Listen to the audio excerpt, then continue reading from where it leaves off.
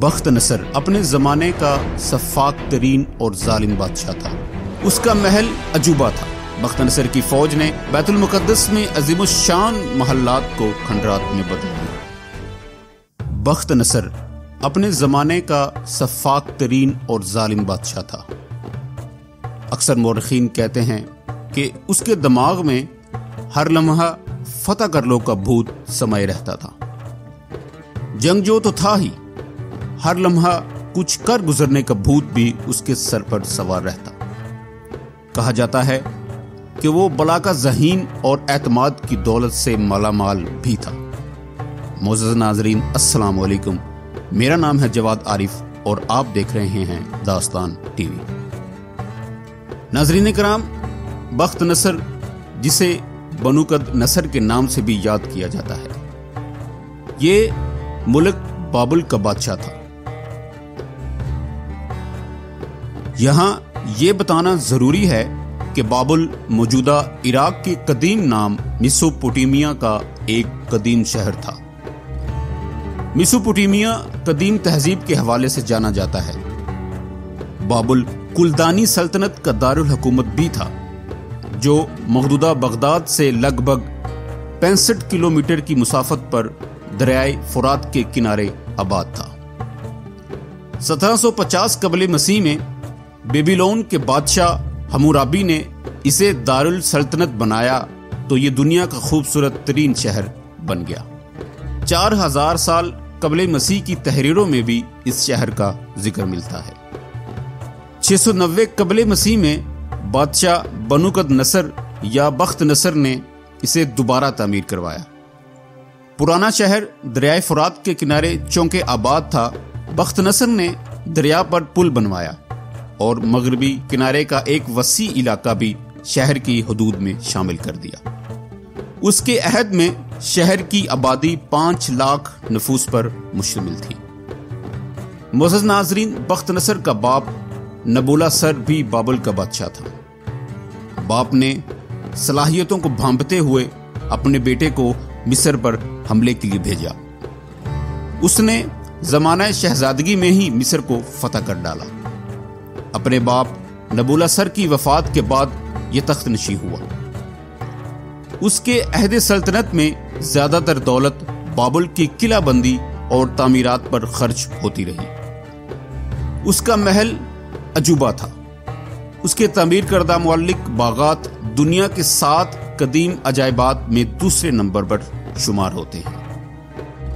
ایک روایت کے مطابق اس نے یہ باغات اپنی ملکہ شاہ بانو کی خوشی کی خاطر تعمیر کروائے تھے، کیونکہ وہ ہر وقت اپنے ملک کی سرسبز و شاداب وادیوں کو یاد کرتی رہتی تھی۔ 80 فٹ بلند یہ باغات معلق نہ تھے، بلکہ ایسی جگہ لگائے گئے تھے جو درجہ بدرجہ بلند ہوتی ہوئی 350 فٹ تک پہنچ گئی تھی۔ ان باغات کے علاوہ بنو نصر کے زمانے میں بابل علم و ادب اور تہذیب و تمدن کا بڑا مرکز بھی مانا جاتا تھا۔ معزز ناظرین، یہ 6 صدی قبل مسیح کی بات ہے۔ بنی اسرائیل کی سرکشی، نافرمانیاں اور مشرکانہ حرکات حد سے تجاوز کر چکی تھی۔ ہر طرف ظلم و جبر، فساد اور لوٹ مار کا بازار گرم تھا۔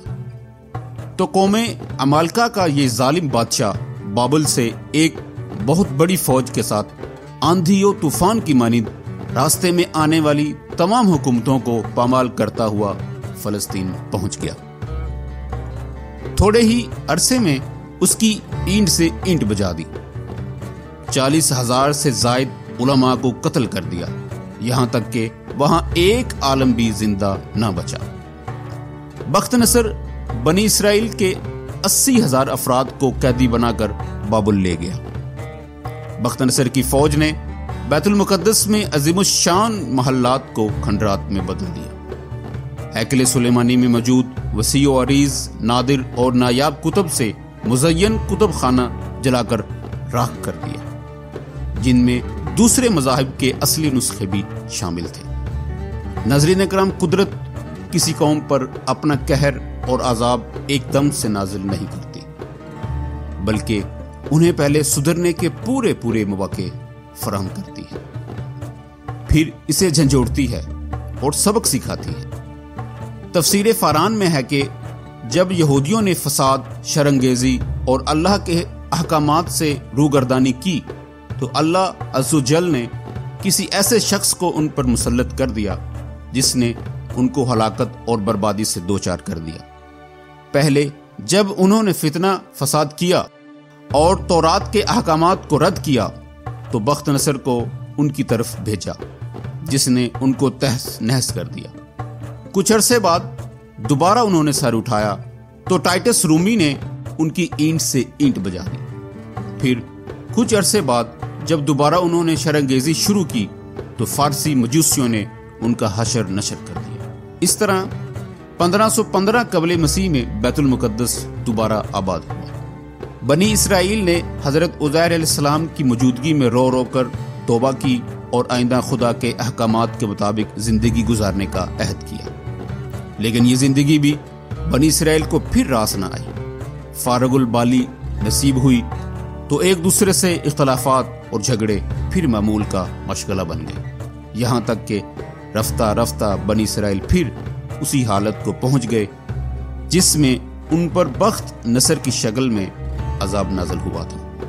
معزز ناظرین، اگر ہماری ویڈیو آپ کو پسند آئی ہے تو ہماری آپ سے درخواست ہے کہ اس کو لائک کریں، شیئر کریں اور ہمارے چینل کو ضرور سبسکرائب کریں۔ اور اگر آپ 6 سروں والی قبر کے بارے میں جاننا چاہتے ہیں تو ہماری اس ویڈیو کو ضرور دیکھیے گا۔ آپ سب کا بہت شکریہ۔